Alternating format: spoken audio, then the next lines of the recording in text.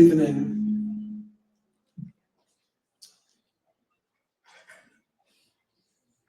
Yom HaZikaron is not till later this week, but our program is dedicated to Yom HaZikaron, to connect, to feel for all of those in Israel, our brothers and sisters who paid the highest price and made the greatest sacrifice, both in founding the miracle of the modern state of Israel, in defending her and making her available for Jews around the world. I want to thank our friends at Mizrahi for sponsoring Rabbi Leo's visit and enabling us to have this very special evening together tonight. As you all know, the World Zionist, maybe you don't know, but you should know, the World Zionist Congress elections are currently taking place until May 4th. And in some circles, there's some controversy around it. The Gedolei Yisrael across the spectrum on all sides have spoken about the significance, the importance of registering and voting, of leveraging. There's probably not a better return, we were discussing earlier, on the money you spend to influence an outcome than this. For $5 to register and vote, you can impact how $1 billion a year is spent. And certainly Mizrahi, the Orthodox Israel Coalition, are an excellent choice for your vote.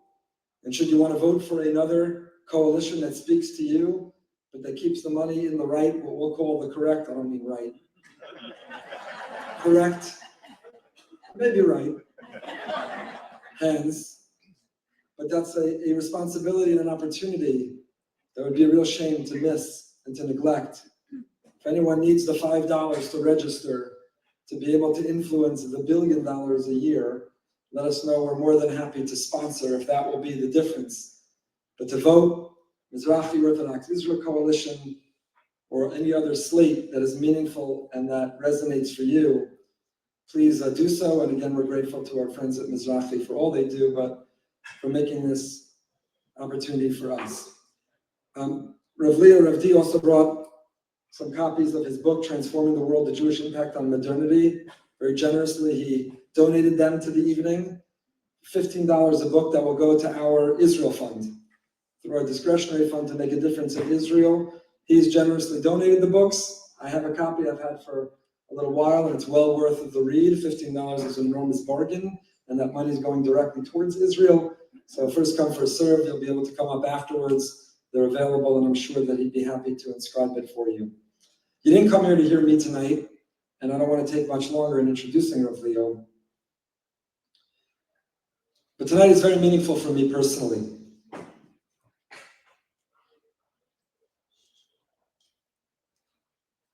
Rabbi Leo and my neshama have known each other and have been learning Torah together for a long time.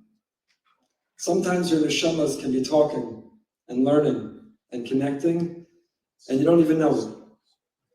You don't even know it.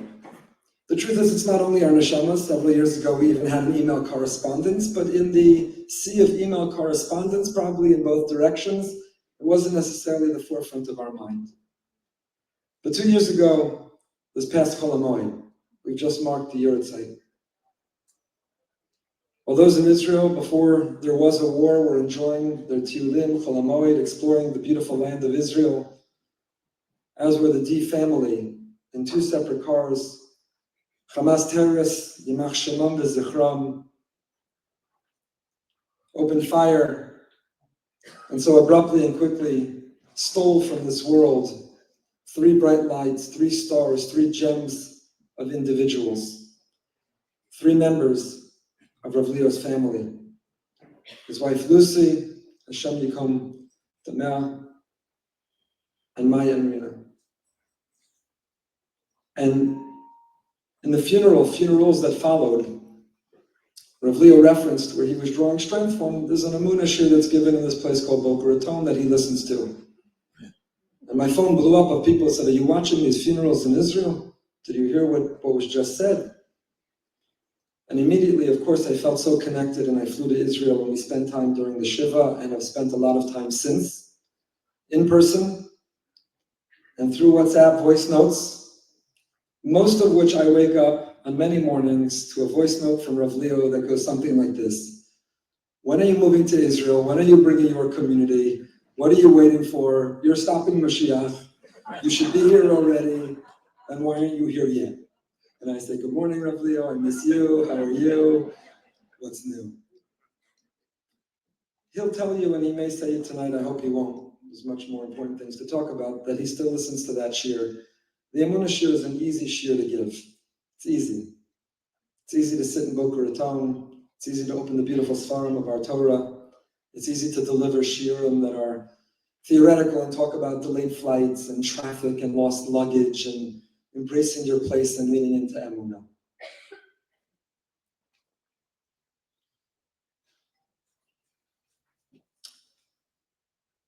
Tonight we have the privilege to be in the presence of somebody who is Emunah, who truly lives with Emunah. For one's wife and 2 daughters, 20 and 15, to be robbed, stolen, murdered in cold blood. How many others, so many others, would be bitter and resentful and negative, angry at the country that failed them, angry at the enemy that took them, angry at the God who didn't protect them. And I'm sure Rabbi Leo has his moments, but he has spent his time these past 2 years traveling the width and breadth of Israel and the world with a message of positivity and faith and optimism, seeing the good and that which we can be so hopeful about, being an agent of change and transformation, being part of the solution instead of focusing on the problem. And I can tell you at that Shiva, he did it to me and to Rav Shai Shechter I had gone with. I happened to be present when he did it to other ministers in the government when they were there. He used that moment to challenge each of us in our own way what we're going to do to be part of the solution, not the problem, to heal the world, to repair and redeem the world. And that's who he is in his essence. Not only in the articles he's written, not only in the headlines he's made, but I can tell you as somebody I consider not only a friend, but now a teacher and a mentor and a model of Emunah, that it oozes out from every ounce of his being, that hope and that optimism, that Emunah, that faith in Hashem, that belief in the Jewish people, in the land of Israel, and in our Torah. And so tonight, we're in the presence of one of our people's heroes. He would never describe himself as such, and he never signed up to be. But that's what the moment has presented, and that's who he is. And I want to thank him. I want to thank him for bringing his message everywhere, for being who he is, for the friendship that includes challenging and sometimes saying things you may not want to hear, which might be very much what we're about to experience tonight. I suspect we're going to get one of my voice notes just to a large audience, but they're great because they keep you honest and they keep you grounded. So Rav Leo, thank you. Thank you for who you are and what you represent. Thank you for what you do. We daven Hashem should continue to give you strength and comfort. We will never let the memory of Lucy, Maya, and Rina be forgotten, and the sacrifice that they made for our people. And as we are in the week of Yom HaZikaron, their memory certainly lives on incredibly strongly in us and through our people around the world. So without any further ado, it's truly an honor to welcome Rabbi Leo Dee.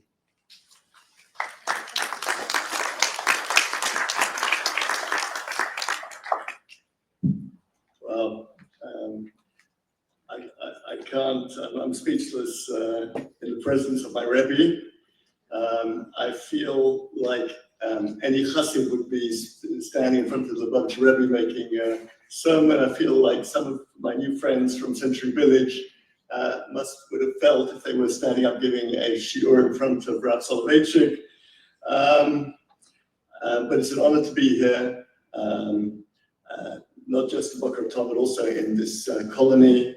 And I want to say that this is actually tonight is Rina's Hebrew birthday. Also, my daughter Karen, they share the same Rosh Chodesh Iyar. And when Rabbi Yeshua Shapira came to our shul in Efrat and gave a shiur about a week after the tragedy, he said, "We will not speak for the Aliyah HaNeshamot of the girls, because they're at Kisei HaKavod. There's no higher place that they can be. But we'll imagine there's a mirror in Shemayim, and that all the words the Torah that we learn will reflect down on us and give our neshamot and aliyah in their memory. People ask me sometimes, how do I cope with the tragedy? And recently somebody asked me, and I said, look, I don't know. I said, after the tragedy happened, there were certain triggers that affected me. Often Google Photos sends you memory clips, and then you see pictures of the girls, or I saw the girls' friends, or things reminded me of Lucy, walking into restaurants that we used to sit in together. And it would basically I'd feel like a wave of pain coming towards me. It would knock me over and I'd be flat out for half an hour. But I said now, I feel that I can see the wave coming and I can push it away. So my friend said to me, what is it that gives you the strength to push it away? I immediately said, podcasts. So he said, what do you mean podcasts? I said, well, immediately after the tragedy, I ended up buying a new car, and it came with Android Auto for the first time in my life. So every time I sit in my car, Spotify sort of clicks in automatically, and the shiur that I was listening to will play. And when it finishes, another shiur will play, which other people like because of the algorithm in Spotify. And the shiurim give me tremendous inspiration, and the inspiration gives me tremendous simcha, and that's the positive energy that gives me, that counters that negative energy that I feel on the other side of my life.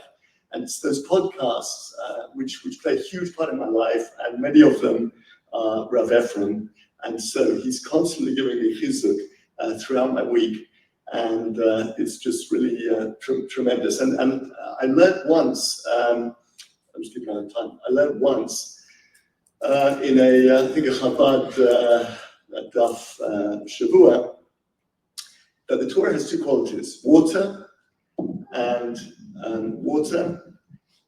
light. And there are two different qualities of Torah, because if you look at a waterfall, the water that you see at the top of the waterfall is the same as the water that flows past you on the stream. That is the quality of Torah. When somebody gives it about Torah and you remember what they said, you are actually imbibing that water, that Torah, which they gave you, and you can repeat it verbatim, and that's one level. But there's a higher level of Torah, which is Torah as light.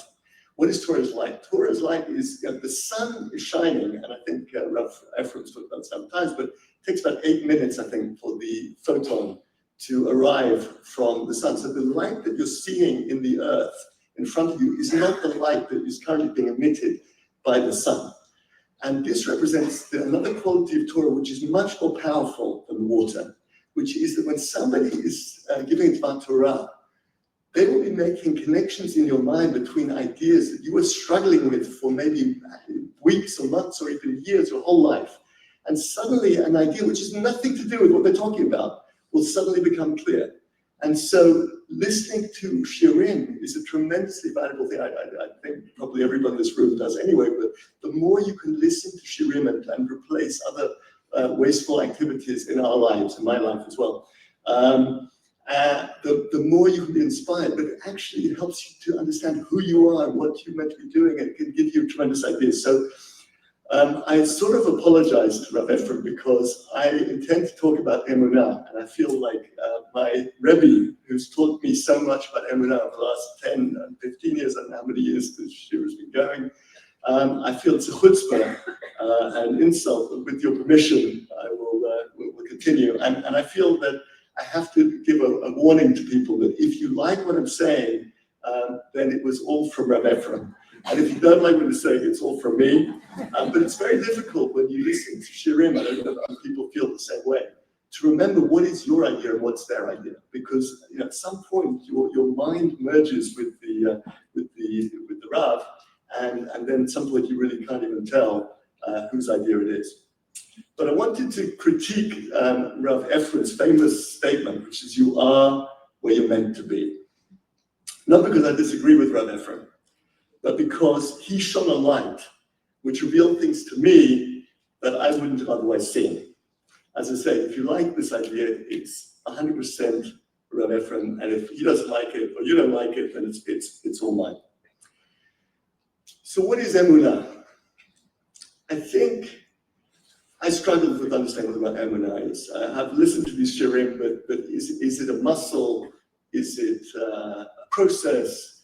Is it something we have to work on? I always love, Rabbi Ephraim says, it's something you do have to work on. It is a muscle. If you don't use the emunah muscle when things are going well, then it won't be there for you when you have challenges. So if you don't say Baruch Hashem enough times when things are going well, then God forbid, when the tragedy strikes, you won't have the emunah when it comes. But I still struggle to understand exactly what it is, because I had a friend at school. I went to non-Jewish school in Baal Teshuva, and my non-Jewish friend was actually an atheist. And he said, and I just remembered it, I can remember the moment he said it 45 years ago. He said, faith is believing in something you know not to be true. Faith is believing in something you know not to be true. And that always sort of startled me because it sounded so true. And a certain aspect of faith, certainly in the wider use of that word, which is true. When something is, you know it's not true, or you're certainly not sure, right? And let's soften that statement down and say, faith is believing in something you're not sure about, right? But it's not enough. That's not emunah. We know, we sort of have an idea of what emunah is. And the Rambam famously says, that there's certain things you can't describe in words, like the color blue. You cannot describe to somebody the color blue. You cannot describe to somebody the flavor of vanilla. We all know what the flavor of vanilla tastes like. We all know what the color blue is. We can recognize it, but we can't describe it. And I think emunah is certainly one of those things that we do have a sense that there's an emunah, but we can't describe it. So I have to say that I came across a very interesting understanding of it. About a year ago, I started going on shidduchim.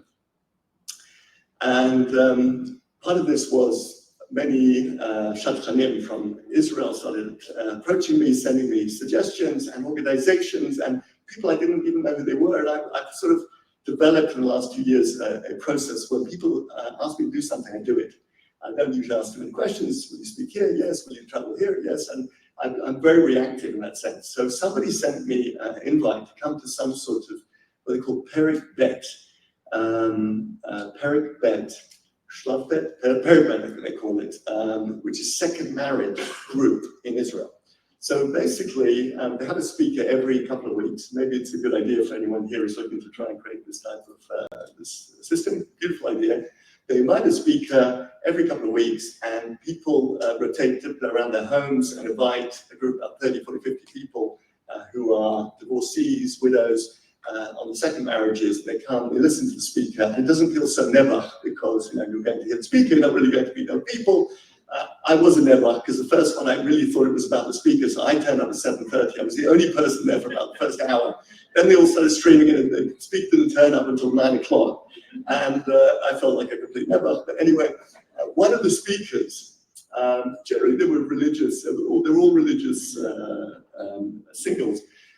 But the speaker that I'm talking about was actually not religious. There was a couple who came, and the topic was how to integrate two families in a second marriage, right? She came with 3 kids, he came with 3 kids, and they moved into one house, and how do you do that? So I thought, very interesting. Turned up, she turned up in trousers, he wasn't wearing kippah, which was fine, but they seemed like a happy couple, and they've been together for 8 years, they seemed to have made a success of it, and she was an actress, he was somehow in the acting profession as well, but she said, I'll tell you what happened. She said, we got married, and the next day, our kids were on the house together. So my 6-year-old son built a castle of cards on the lounge table, and he came running into the kitchen and said, Mummy, please come and look at what I've done. She said, just as I was coming out of the kitchen into the lounge, my new husband's 8-year-old son was just going to swipe like that. She said, my son was in tears. I couldn't scream at this kid because he's my stepson. I've only known him for like 1 hour. And my son runs up to his bedroom. It's a balagan. And what do you do? That is the reality of day one when you're bringing 2 families together. And then she did the most amazing thing. She said, I suppose as an actress, I have to do this with coming down. Okay. Do it like this. As an actress, she said, what you have to do, she says, is take 3 steps forward. She said, just imagine for a moment, what does perfection look like? You've got to have a vision of what you're trying to get to. Is it that my son calls his son brother? Or is it that the vision is that we'll sitting around the Shabbos table together, having a nice conversation? Or is it that we all go away on a holiday and everyone gets on with each other? Have a strong vision of what you consider to be success in terms of combining these 2 families. So he says, now take 3 steps back. Okay, you're now in reality. This is the reality. You're not there. But with that vision, you can now deal with any challenge that comes up. So she said she went up to his bedroom. She said to him, she understood the worst thing she could do is say, well, look, it's only a trial period and we'll see if it works. Because then the kids just basically would destroy everything. She said, this is how it is from now on. We're a family. We've got to work through these challenges together. We're going to get there. And she said that worked. And suddenly, when I heard this, it suddenly clicked. This is the process of emunah. It's a 3-stage process. See, she started off, she knew that families can integrate because she had friends, she told us, who had successfully done it. So she knew it was possible. So stage number 1 is you have certainty that it is possible. Stage number 2 is you have to have a vision of a better future. And then stage number 3 is the bit in the middle, which because you know for sure something, and connected to that, there's a vision of something even better, then you know that you can deal with every challenge in between. And I thought, what a beautiful model of a 3-stage process of emunah. There's basically a level of certainty for something you know, and that gives you the ability to get through struggles, and there's a vision at the end. And then I thought to myself, this works with biblical characters. For example, Yosef. Yosef obviously was someone who had emunah. He had a dream, right? He had a dream about the wheat. He had a dream about the stars. He knew he was going to be the material, physical, and the spiritual leader of his brothers and of his family. So that was the vision. And it was also actually certainty because he had a gift from Hashem. He had this vision of Hashem. And that was what gave him the ability to get through every challenge in his life. So he had emunah because he had this dream. Even at tefillah, mincha, as examples, a very simple example. Mincha is a 3-part process we just went through: Ashrei, Amida, and Aleinu. Ashrei, Ptechet Yidech, and Spiritual Chayson. Hashem, you give us everything we have. Well, we know, Baruch Hashem, every single human being and every creature that exists has a living parasa, right? I mean, we may not be happy with it, but basically we're here. If you've survived to whatever age, it's because Hashem gave you something, miraculously. We have enough money, we have enough food. Goodness knows where it came from. It must have come from Hashem. So we know that Hashem, is on our side. And then we have the vision of Aleinu at the end, which is that Hashem is going to change the world. We're going to help Hashem change the world, and that's our purpose. And then in the middle, we have all the challenges of the Amidah, which is to build Jerusalem, to come back to Israel, and so forth. That's the struggle. What about the Torah itself?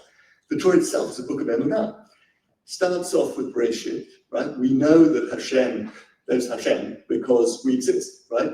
And apart from a very small group of strange scientists in certain universities, most people who are logical would say, if we exist, there must be a creator. So Bereshit starts off with creation. And in fact, Rashi says the whole point of that message is just to teach us that Israel is our country, right? It says that when the Goyim come and say, it's our land, we can basically say, well, Hashem created the world, therefore, and gave it to us, therefore it's ours. So this is all about Israel, apparently, according to Rashi. At the end, we see a journey to Eretz Israel, so we see that the purpose is to get to Israel, so that's the vision. In the middle, we see all the struggles of Bilam and Egel Zahav and the spies or whatever. So all the different struggles we have on that journey. So Torah is a story about a journey which starts with certainty that we're here for a reason, and then that we've been given a country At the end, we're on the border, we're just about to, we're still going to get there. In the middle, all the struggles in order to try and get there. I tried to give this a sort of more practical demonstration when I was traveling in Amsterdam recently. I was invited to speak on Shabbat, and I thought I would try and illustrate it with an example. I said, for example, you're building here. I said, Emunah, you have engineers, right? You have faith that they built things before, right? You check that they could build, so honestly, or they went to university and they learned how to build. So you have certainty they know what they're doing. I said, and you've got a vision that, they built a new building, might be slightly different spec to anything they've done before, but you've got vision that this building will last. And that gives you the ability to deal with any anxiety you might have sitting under sort of 100 tons of cement, which could collapse on you at any moment. So, so this is the sort of how it works. Anyway, after I spoke, the rabbi came up to me and said, Rabbi, he said, we put 40 tons of Jerusalem stone on the wall.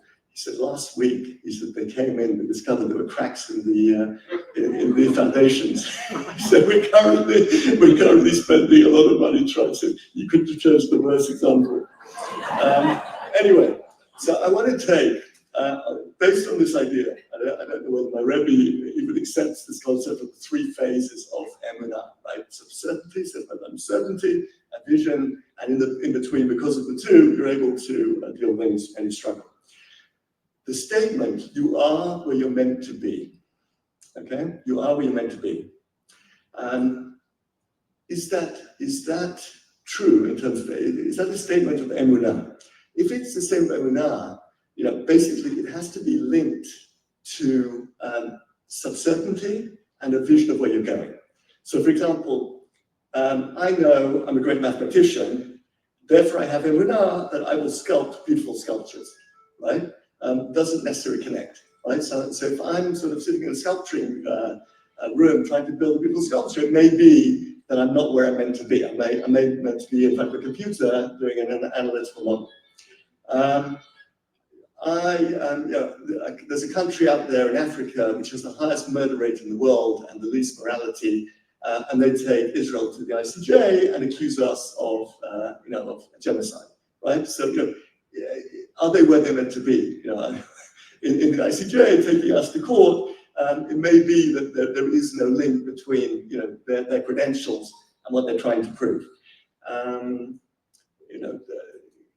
Kids in certain universities in America who are LGTB or whatever are accusing Israel of genocide and marching free Palestine. Does that, again, do these people have the qualification in order to make that assumption, or is there really no connection between the two? In which case, one might not have emunah in what they're saying. Clearly, the knowledge and the vision have to be matched. So I'm going to take the statement, I live in Boca Raton, so I am where I'm meant to be. Is that a match statement? When I was changing careers, I was about 32 years old. I was promoted to director of a large private equity firm in London. And one day I got my bonus. The next day I quit and I was on a flight to Efrat to study to become a rabbi. The real reason for that, and I could give you 100 different justifications of how wonderful I am, but the truth was that Lucy saw the light in me. Her name meant light in Latin, and she saw the light in other people, she saw the light in me, and she was the one who wanted to be a rebbe, and even more than I wanted to be a rabbi, and she was the one who encouraged me, and it made sense to me when I realized this later on, because most wives don't want their husband to quit a very well-paid job and become an unpaid student for 4 years, and a not so well-paid rabbi for 6 years after that, but she did. So, in any case, one of the things that inspired me, apart from Lucy, when I was struggling with that decision, was Rabbi Grossman from Migdal HaEmek. Rabbi Grossman is a Haredi rabbi who set up Migdal HaEmek, which is a school, I suppose, an institution for kids at risk from very difficult families, mostly not religious, and it's up in the north of Israel. And he has transformed their lives. Many of them go on to go to the army and go into industry and become very successful and just build good families and just become good citizens. And in 2004, he won the year that I was quitting my job, he won the Israel Prize. And there was a little video of him on YouTube, if YouTube existed in 2004, but whatever, I saw it somehow. And he's sitting on top of a mountain in Migdal Emek. Him in his black hat, his capota, surrounded by kids, some of them with tattoos and jeans and t-shirts. And the interviewer said to him, "Rabbi, why you and why here?" So he answered the following, and I just thought it was a tremendous, tremendous message.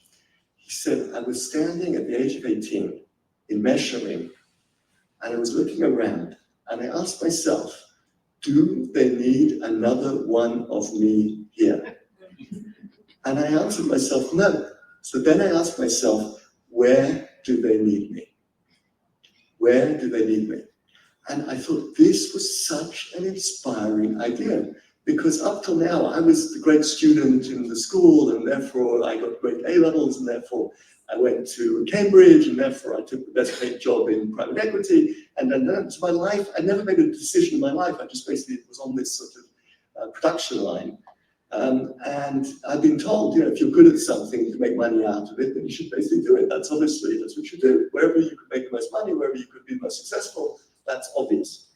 And he came along and said, no. He said, that's not about that. He said, where do they need me? He said, ultimately, he had some skills, and it wasn't going to be that useful to the world if he stayed in Mesharim, in his opinion. He could have been the greatest rabbi, maybe be the greatest rabbi, maybe the Rebbe, and you'd have 1,000 people coming to a shirim.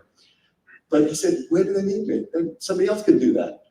They need me somewhere else. Where do they need me? And that's what motivated him. In other words, is my current vision correct? In other words, none of this emunah thing really works unless my vision is actually correct. If I'm working for the wrong vision, then I'm not in the right place, right? As I say, I'm the mathematician who's sculpting. I'm wasting my time because the vision is not correct for me. So do they need me in Boca Raton? There are a number of arguments that I hear from American Jews as to why they're still here. I have to say I've been in a number of different trips. I've met people of all age groups, so I've heard everything. I won't say the more ridiculous arguments, but I'll say the most compelling ones. So number one, Israel needs us here for our political clout and our donations. Number one. Okay. Number two, what if we're not yet in Geula? Who says we need to be in Israel at all? Number three, it's too dangerous to go to Israel, right? So why would I want to risk my life and my kids' lives to go to Israel? And number four, I can't go to Israel because my friend Chaya, her seventh kid, went off the derech when he went to the army. So my kid will go off the derech.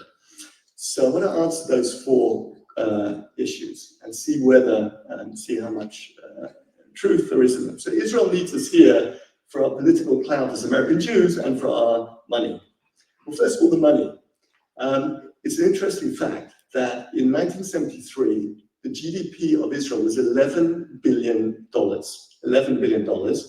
US Jews during the 1973 war donated about $1 billion, and the war cost about $2 billion. So you can see that the impact of American Jews in 1973 was absolutely tremendous and game-changing. And I'm sure, I don't know what politics were and who was president at that time, but I'm sure the American Jews were supporting them, and the AIPAC was working, everything was great. And American Jews certainly 50 years ago were tremendously impactful in Israel, in the Israeli war. Today, the Israeli economy the GDP of Israel is $550 billion. American Jews donated maximum $2 billion over the past couple of years, maybe $2-3 billion. The war costs are around 50 to 100 billion. So you can see that the numbers are completely different to what they were in 1973. The truth of the matter is, obviously, every penny you give to Israel is tremendous, but frankly, it's relatively irrelevant, compared to the fact that Israel can generate a lot of debt because we have a growth economy, but also to say that the Mesirat Nefesh of the families whose kids are fighting on the front line is much greater than the people who are giving money here. Well, not to say you shouldn't give money to Israel, you certainly give money to Israel, but we're saying it doesn't have the same impact. Secondly, the political clout. In 1973, it might be that the Jews actually were supporting the party that supported Israel. The last election, that was not the case. 70% of Jews voted for the wrong party as far as Israel was concerned. And when Bibi came to America on his last visit, he got off the plane, and the first group of people that he went to visit, or who he greeted, were evangelical Christians. Evangelical Christian priests, because they're far more important than you. I'm sorry to say, but as far as political perspective is to the current administration, the evangelical Christians are far more important than the Jews today, and they voted for the current administration in big numbers. I want to tell you a story which I'm not that proud of, but anyway. I was in Joburg about 6 weeks ago. I'm sitting at Shabbos lunch, and there's a guy there who's a little bit arrogant. I'm also arrogant, but he was even more arrogant than I was. And he was telling me, he said, whenever politicians come from Israel, I'm the one who take them to the president, I go to the prime minister here, I'm the big shot, basically. And I looked at him and I said, well, you've obviously failed. I said, because the South African government has just taken us to ICJs, QCSJs. You couldn't have done a worse job, because frankly, there's nothing that could have gone worse as far as the South African relationship is with, in fact, South African Jews have been completely useless, maybe worse than useless, maybe actually damaging to Israel over the past, since October the 7th. Anyway, we had an argument for about 10 minutes. He got up from the Shabbos table and he left. I didn't see him ever again. And I felt it was the only time it's ever happened to me. I'm sure, I had upset him. But I did say to him during that conversation, I said, but it's not just South African Jews, it's also British Jews. British Jews have been completely and utterly useless as far as this current war has been concerned. The British government says that they will arrest Bibi if he steps foot on British soil.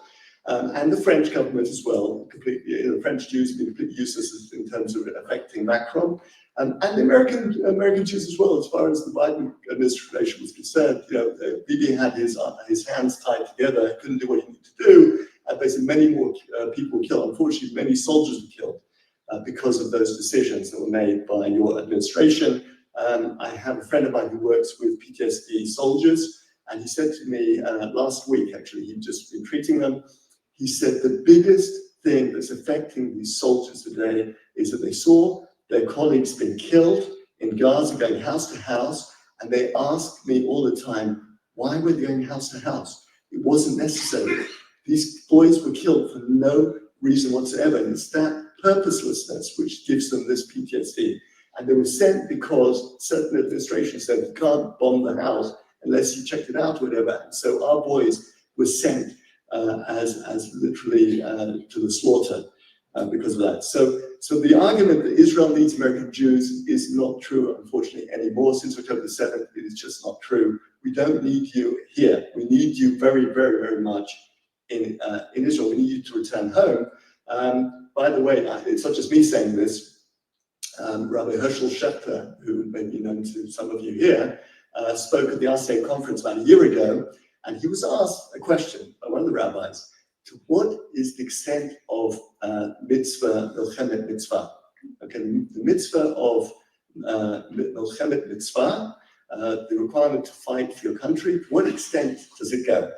And he sat on the beamer in front of 250 rabbis, and he said, any American Jewish student studying law, accountancy, medicine today has exactly the same obligation to go and to fight in Israel as any Israeli who's living there at the moment. There is no exception because you live 6,000 miles away. Nowhere in halacha does it say if you're a Jew living 6,000 miles away, you don't have to fight, you still have to fight. So American Jews would be far more useful bringing their families and actually participating hands-on if they actually would come home.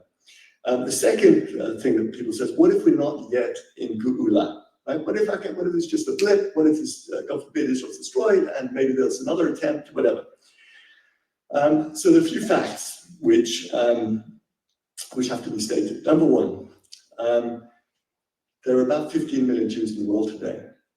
The last census in Israel, which was last Rosh Hashanah, I think suggested about 7.6 or maybe 7.8 million Jews in Israel.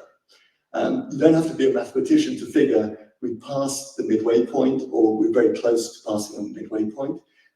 Why is that important? Because according to the Ramban, there is no value to mitzvah done in Israel, done in diaspora. It's only for practice. According to the Rambam, the mitzvot that learned ba'aretz, such as Shmita and presumably Yeshua Haaretz and Truma and Maisa, are rabbinical mitzvahs until such time that the majority of Jews live in Israel, at which point it becomes a biblical mitzvah, no different to, say, Shabbat or to Kashrut. So if you want to be a religious Jew and fulfill the biblical mitzvot, according to pretty much every opinion, we don't have a choice. We passed the tipping point, and that's it. The last time this happened, by the way, that the majority of Jews lived in Israel was in First Temple times under David Melech. So we're literally back to Geula levels of Jews in Israel.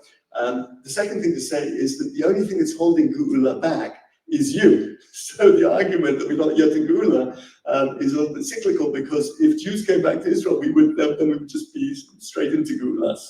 So that's something else. And also, I think there are signs of Geula everywhere. I don't know, I'm sure most of you watch Douglas Murray as avidly as I do, but I don't know if you remember, he was at a conference called the ARC conference about 3-4 months ago. It was a conference about 4,000 non-Jews in East London, and they were talking about whether Britain could survive as a state going forwards. And he stood up in the middle of his speech, and he said, there's only one country where the youth are fighting for their country with passion, he says, and that's because they understand the culture, their history, their purpose, the meaning, their nationality. He said, that is Israel. The Israeli youth are standing up, they're fighting like lions because they understand who they are and the purpose of their existence and their culture and their nationality.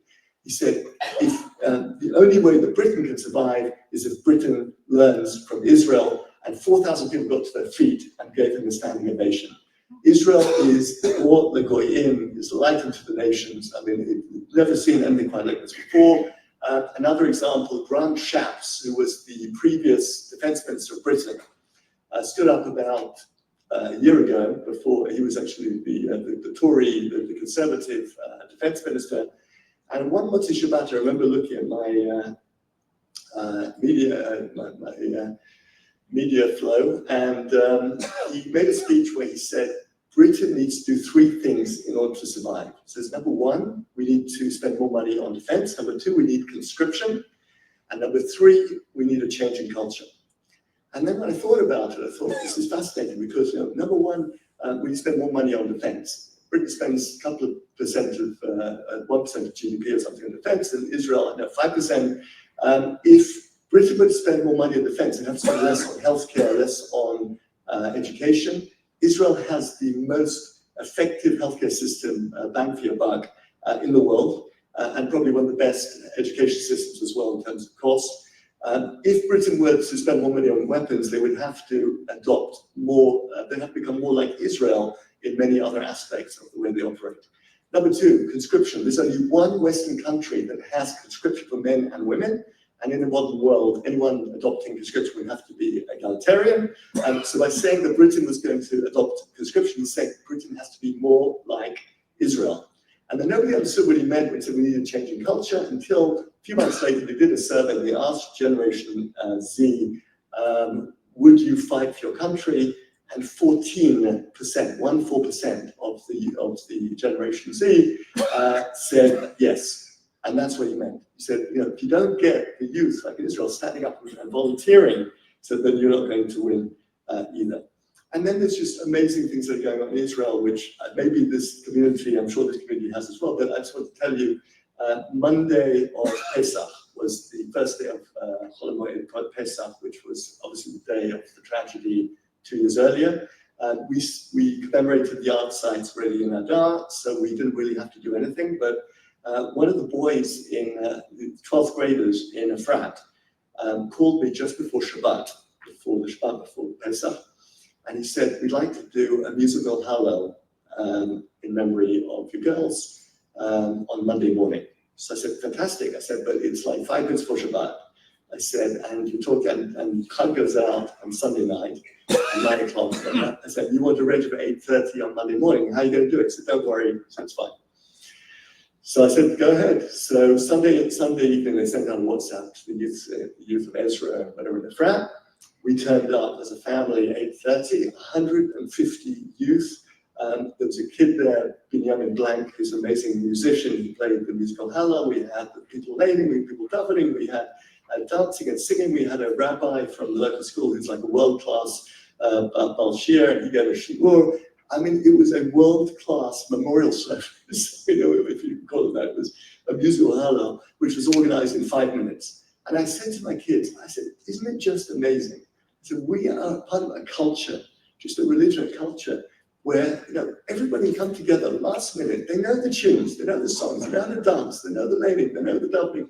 I said, we just come together and create this thing. It would take anyone else 6 months to organize. And they just organize it like that. So we're just the most amazing people. And then when we were in the hotel, we went to Tiberia with my parents, to the hotel for Pesach. And we're sitting there, my father was watching a 5-year-old kid put on the shoes for her 3-year-old sister on the steps, and he was just mesmerized. And he turned to me and said, isn't it just beautiful? And I just thought to myself, the average number of kids in Israel is 3. It means pretty much all the families are having more than is required to replenish. And the family sizes in Israel means that the kids grow up knowing how to help each other. And so they have this culture of helping, of chesed, of kindness, of wanting to participate, of volunteering. And then they go to the arm and they go to Sherut Lemi. And I mean, it's just a beautiful, beautiful culture. And, you look at that, European and even American culture, the average is 1.5 kids in most places or less. China, 1 child. How can you replicate that anywhere in the world? I mean, it just doesn't exist. And the other thing to say is that, as I say, I rave about our kids in Israel, but I love the kids here as well. I think that your kids are fantastic, your grandchildren are fantastic. And when I speak to them at the high schools, I say, look, you have everything you need in order to succeed as a Jew, but you have to be in Israel. In other words, you've got Shabbat, you've got Kashrut, you've got Talmud Torah, you've got Chesed, you've got everything. You've got this, because your parents are giving you everything because they brought you up to be these great Jews. All you need to do is move home, and then you can do it. So, okay. So that's the question. What is not yet Gula? It is Gula. Okay. Number 3, it's too dangerous to be in Israel. Now, I always say, caveat, I am not a great advocate, perhaps, for safety in Israel, because you look at me and you think, that's not, why is this guy telling me it's safer to be in Israel? So I'll tell you that it is safer for you to be in Israel, both physically and spiritually, okay? Physically, the life expectancy in Israel today is 83. The life expectancy in America today is 78. If you come to Israel, you will statistically live 5 years longer. It is a fact. Now, we don't think that because, unfortunately, dead Jews is good news as far as Sky and CNN and so forth. But the truth is, the numbers, I mean, it's terrible. The 25, we're mourning on Yom HaZikaron 25,000 soldiers and victims of terror over the last 77 years. 25,000, and every single one, and I can promise you, every single one was an amazing soul and had tremendous potential and could have changed the world. It did change the world, and it is a world in themselves. However, we're talking about 25,000. Okay, I mean, every year in Israel, and hundreds of thousands of kids are born. I mean, and people are living till well into the hundreds, and life is healthy there. Salad is served with every meal. There's less heart disease, there's less cancer. It really is a better place to live. It's an outdoor existence. It's a social existence. You will live longer, I promise you, statistically, when you come to Israel. So physically, that should not be a concern. What about spiritually? So it's very interesting. If you consider how many Jews were there in 1948, there were 12 million Jews in the world after the Holocaust. What happened to them? Well, about 2 million net ended up going to Israel over the 77 years. And what happened to them? They turned into 7.6 million, so they grew by about 350%. Okay, let's look at the 10 million who stayed in diaspora in 1948. What happened to them? Well, Well, the world population grew from 2.5 billion to 8 billion over that period. That means over 300%. We'd expect the Jewish population diaspora, there should be 32, 33 million Jews easily. It's not. It's 7.5 maximum, and who knows in a few years' time with the assimilation rate what it's going to be. We lost more than 24 million Jews in the last 77 years in the diaspora alone. That is 4 Holocausts, and that is in the diaspora. We're left with about a fifth, Chamushim, Yatsumi, in Eretz Yisrael. We were left about a fifth of what we would expect in the diaspora. So you can see from those numbers, there is no future for Jews in the diaspora. It's just a question of time. And we know that to be the case. And therefore, the only place where your kids could, for sure will be Jewish is if they come to Eretz Yisrael. So your grandchildren, your great-grandchildren. Okay, so it's not dangerous in Israel.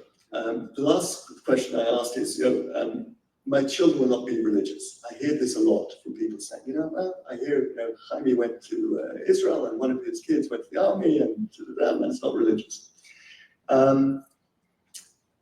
15 years ago in England, there was a court case. A kid wanted to go into the Jewish free school, which is a Jewish public school funded by the state. And the chief rabbi historically determined who was a Jew in order to allow entry into the school. Anyway, a boy wanted to go into the school and his mother had converted, I think, conservative.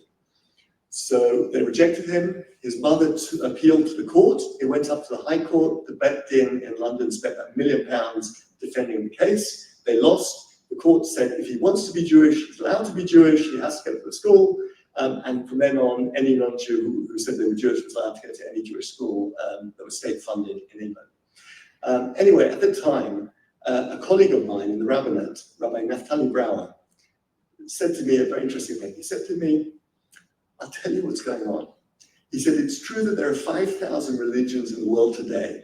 And it's true that for every single one of those religions, if you wake up tomorrow morning and you want to be it, you can. Christian, Buddhist, Muslim, Hindu, Zoroastrian, anything.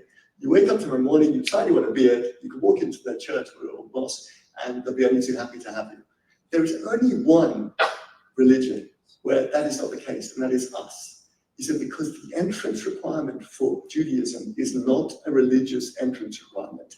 It's a national entrance requirement. If you want to become a French citizen, you either have to have one French parent, or you need to stand in front of a court of 3 French judges and prove to them that you're French enough.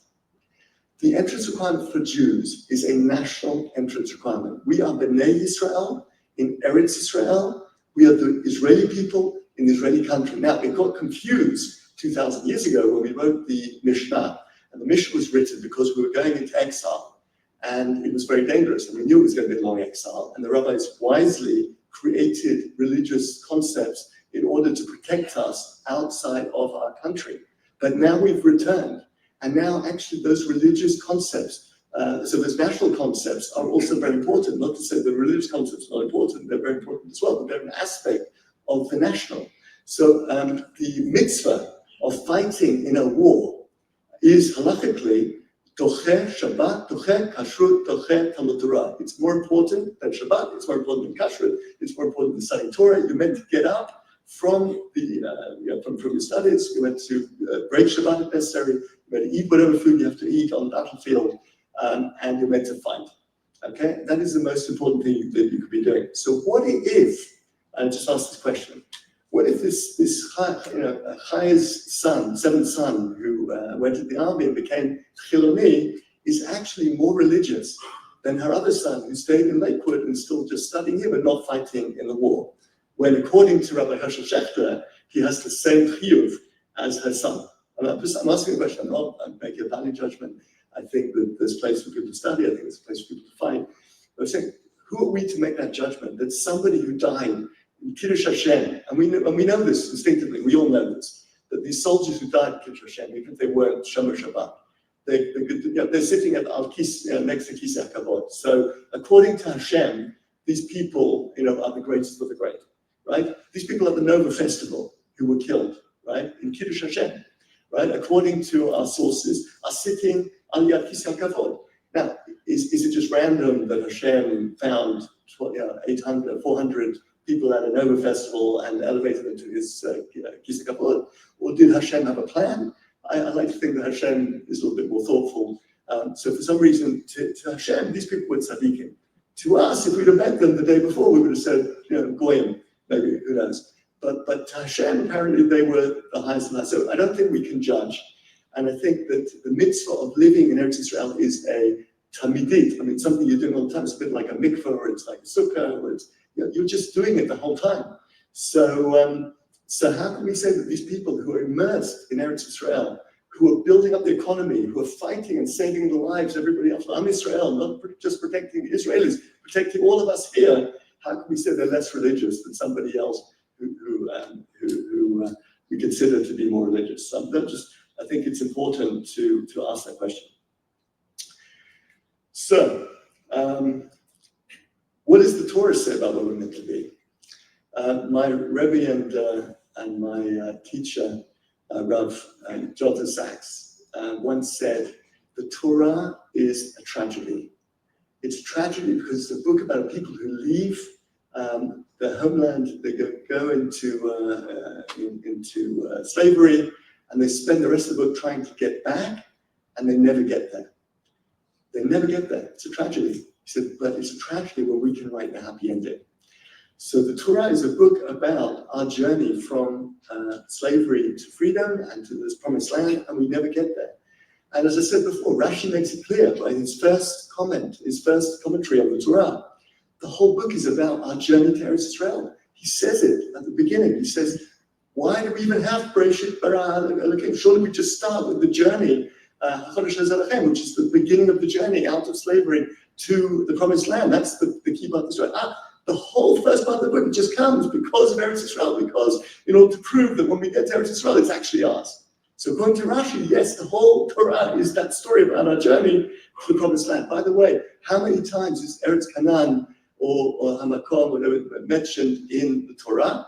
About 40 times. How many times is Shabbat mentioned? Maybe 25 times. How many times are all the melachot, Tehillah melachot of Shabbat mentioned in the Torah? Maybe once, yeah. Baru Eish, whatever this one of the melachot is mentioned in the Torah. 38 are not mentioned, which is not to say they're not important. They're the Moshe Sinai and they're the writer. But apparently Hashem thought it was necessary to mention the mitzvah coming to Eretz Israel about 40 or more times than pretty much any other mitzvah. So I think we could take that as some sort of message. Maybe Hashem knew something more than we did. Okay, so the question is, are we where we're meant to be? And the answer can be yes. Okay, the answer can be yes. I'll tell you a story. I was in a frat a few months ago, and we had a mission that came from New York. And they asked me to come and speak, so I went to speak to them. And I said to them, they were in Israel for a week, and they were going around meeting soldiers and so forth. I said, look, why did you come? And they said, because we had a feeling of pain. Because we were sitting in New York, and we just had a feeling of pain. So I said, okay. I said, what happened to that pain the moment you stepped off the plane into Ben Gurion? They said, it went away immediately. I said, fantastic. I said, in a week's time, when you get back in JFK, what do you think is going to happen to that pain? I said, the pain's going to come straight back. So I said, aha. Apparently the pain is not our pain. It's not the pain of the victims and terrorists, it's not the pain of the soldiers and families and the mishpachot shkulot. I said, it's your pain. You have to own your pain. It's your pain, and it's telling you where you need to go. It's your neshama. If you feel pain here, but we're telling you, it's not their pain. You can only feel your pain.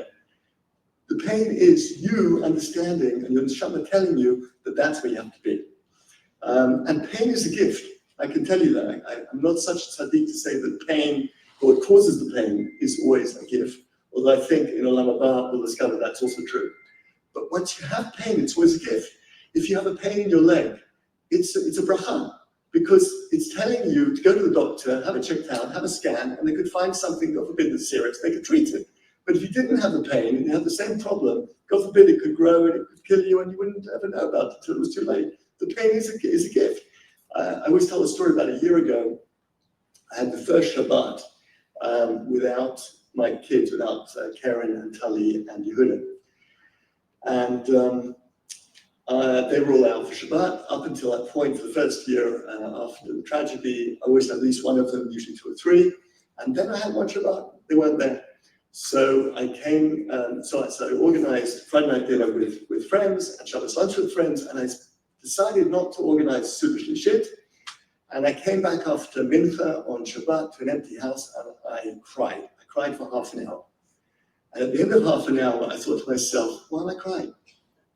And I said, I'm crying because I'm by myself on Shabbat. It's the first time in 30 years. I don't like being by myself on Shabbat. It's not going to be the last time because my kids are growing up and Baruch Hashem, they're going out more. So this is going to happen time and time again. And I don't like being by myself on Shabbat. So I asked myself, so what can I do? And I said, you need to get remarried. And suddenly the pain went away. And it wasn't that there was a solution, because that solution could be 10 years away. But suddenly I knew what was causing the pain, and that was enough to make the pain go away. So we should acknowledge our pain. I give another example, which I stole from Rav Ephraim. I don't know if you'll recognize it, but on Rosh Hashanah, it's similar to something Rav Ephraim said. Rosh Hashanah, my alarm clock, my phone went off at 5:30 in the morning. I've got to change my alarm clock. I had a choice. I could either sit there with the chronic pain of the alarm clock going off, or I could jump out of bed and go to Hashkama, and I can go to Daf Yomi, and I can do a bit of learning. And I have a choice. I can have chronic pain. I can live in Boca Raton if I have pain about what's going on, and I can choose to live it like that. Or I can jump out and say, what's causing this pain? Why do I feel this way? And I can go and react to it and do something. And pain is a blessing. After I drink this water, I finish the water, I'm going to say, Rein of Hashot Rabot, B'ches Ranam, right? Who God created many souls and what they lack. And I thought to myself once, why am I thanking Hashem for what I lack? I mean, I understand, I thank Rabbi Goffin, I thank you for the wine, I thank you for the bread, I thank you for the vegetables, but why am I thanking for what I don't have? That's very odd. And then I realized, I don't drink unless I'm thirsty. I don't eat unless I lack food if I'm hungry. I don't work unless I lack money and I need to make a living. I don't do anything unless I lack something. When I lack something, it gives me the motivation. So actually, when you have pain, it's a real bracha. Okay, so it could be that if you live in Boca Raton and you feel pain that you live in Boca Raton, then you are where you're meant to be, because that pain is meant to be there, and you can now make a decision, and sometimes you have to go through a learning process in order to get to that understanding. But it may be not the right place. It may not be in the right place. There is something called the cereal box model of Jewish communities. I learned about this, I think, in England. If you take a cereal box and you turn it on its corner, then the cereal will pour out that corner. For a moment, the level of the cereal in that corner will rise as it all accumulates in that corner, and then as it pours out, it will also shoot out very quickly and disappear. And this is what happens in Jewish communities around the world. In England, all Jewish communities are basically filtering down to Hendon in London. And the Hendon community has gone through a massive growth spurt over the last 10 years. And schools were bursting, and shuls were bursting, and everything was bursting. And now I met friends of mine from Hendon, in the nicest road in Hendon, I met them at Pesach, and they said to me, Rabbi, we'd like to move to Israel. We can't sell a house in Hendon because people are leaving and nobody is buying. This is what's happening in Hendon now, apparently. So that's what happened. I went to Johannesburg. I went to a beautiful place called Glen Hazel, which is the suburb of Joburg. Jews have left everywhere in Joburg and everywhere in South Africa, and all accumulated in Joburg and Cape Town, a couple of little tiny communities. Glen Hazel is still growing a little bit, and it's bursting. It's beautiful. Everyone says it's wonderful, it's vibrant. But if you look at the numbers, they went up from 120,000 Jews in South Africa to 40,000 over the last 20 years, and it's going to go down to 10,000 very soon. And basically, very soon that community will not exist. We know that American Jewry is filtering down. The corner of the box is South Florida, and you're currently experiencing tremendous growth because everybody is filtering down, and you know, because probably most of you are from New York, New Jersey, right? And it's great, but there will come a point where that level will stop rising, and then it will flatten, then it will start pouring out. And then you won't be able to sell your house either. So the first person to sell their house, will be the best price. And by the way, the house you're going to buy in Beit Shemesh or Jerusalem is doubling, as we speak, because whoever gets out first will get the best deal.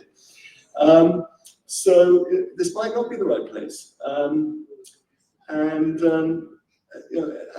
the risks. And I talk about anti-Semitism, but on the left, we understand it. On the right, Joe Rogan's show, brings on anti-Semites every 5 minutes, and Candace Owens and Tucker Carlson, wherever. On the right, there's plenty of anti-Semites, and they weren't always our best friends in the past. I mean, they are temporarily. So who knows? So the question is, are we where we're meant to be? And I think the answer is, to summarize, yes. I think if we feel the pain for not being in Israel and we correctly acknowledge what's causing that pain, and we have a plan, okay? It doesn't mean we have to act. It's a bit like me deciding I need to get remarried. I have a plan here. It doesn't mean that I have to do it immediately, and I may not be able to do it immediately. But if you understand what that existential pain is, and you think about the plan, that plan also will take a lot of the pain away, but it will move you on to the next stage.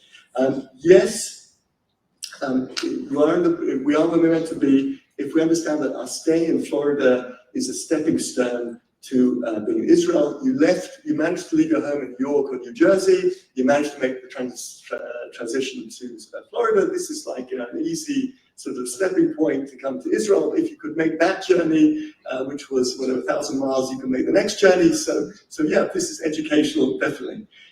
Yes. If we're taking the time to learn Emunah from Rabbi Ephraim to strengthen our resolve to follow him when he eventually makes Aliyah and sets up his community, BRS in Israel, please God, Rabbi Yemenu. Is that true? Gaza on the beach. Gaza on the beach, in the Trump resort in Gaza. The last point I wanted to make is as follows. I said at the beginning that this emunah is a 3-stage process, right? You have to have knowledge about something. It's more than faith, right? You actually know something to be true. Because of that, you can have a vision of something else which is sort of connected to it. And because of the two bookends, you can deal with any struggle in between. I think that Rabbi Ephraim's emunah course is wrongly called an emunah. You call it emunah? It's not an emunah. Rabbi Ephraim doesn't teach emunah. He teaches emunah in emunah. Okay, he teaches how to have emunah in emunah. I used to doubt that there was such a thing as emunah. As a kid, as a non-religious kid, I read Karl Marx. Religion is the opium of the masses, and it makes sense. Okay, you create a God, you create this, you create that, and basically, it feels nice. But as I got older, I started thinking, actually, water is an opium of the masses. Because, when I drink water, I also feel good. So water is just an opium. I thought food is the opium of the masses, because when I eat and I'm hungry, it also makes me feel good.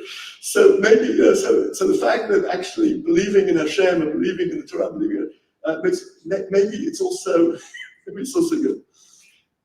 The truth of the matter is, I've listened to enough of Rabbi Ephraim's shiurim over my life, and all the letters and all the emails to know that emunah works. Right? We've all heard all these wonderful stories of emunah. We know that emunah works, right? And that's given me confidence that whatever challenge I face in my life, emunah is going to work for me in the future, and therefore everything that happens to me I can deal with because I have emunah, and that's the middle piece. I know emunah works. I have a vision that it will always work for me, and therefore I can deal with every challenge in my life. And I learned that from Rabbi Ephraim's shiurim. I honestly think he has taught me emunah. He's given me emunah in emunah, and for that I'm eternally grateful. I'm thankful to you all here, and thank you very much.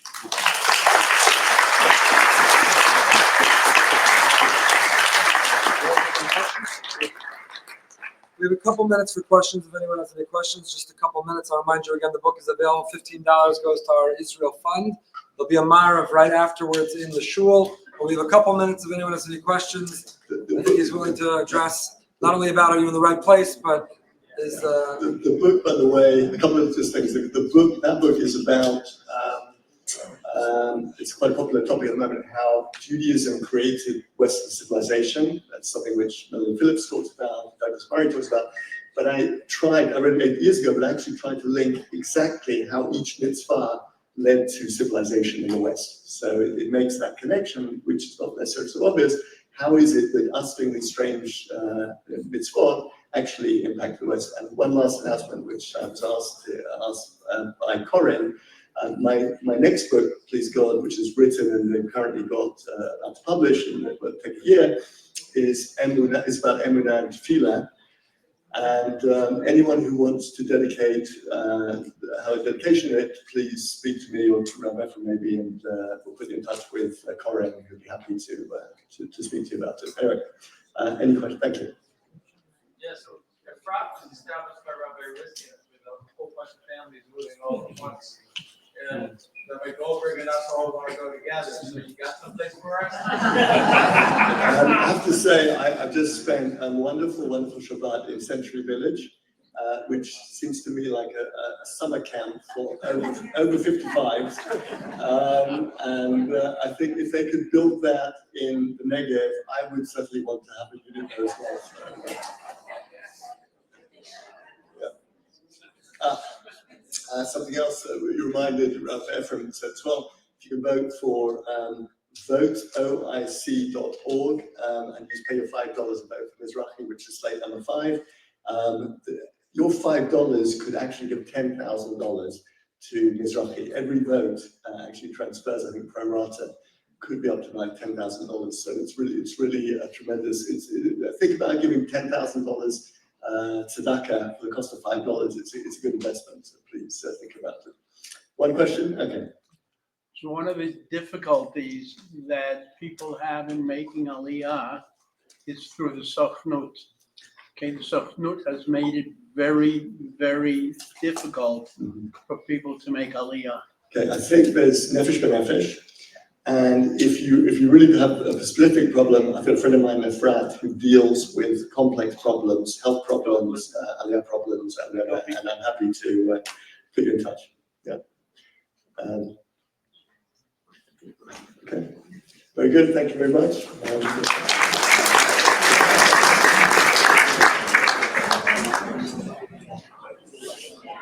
Tune in Wednesday morning for the response to the shir, the next living with everyone.